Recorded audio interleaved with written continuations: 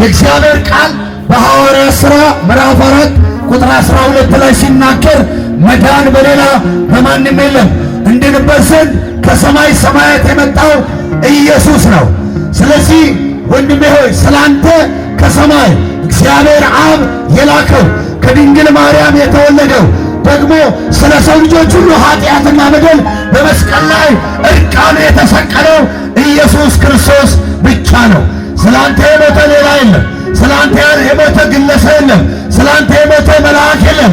ስላንተ ስለኔ ስለ ሁላችን ደሙን ያፈሰሰው በቀራንዮ መስቀል ላይ የሞተልን ኢየሱስ ክርስቶስ ነው። በኢየሱስ ክርስቶስ የሚያምን አሁን እንኳን የእግዚአብሔር መንግሥት የመውረስ መብትና ዕድል አለው። ስለዚህ ዝም ብለን እየጮህን ሳይሆን የሰው ልጆች ሁሉ ከኃጢአት ከበደል ከዘላለም ሞት የሚያመልጡበትን ብቸኛ መንገድ የሆነውን ኢየሱስን እየሰበክን ነው።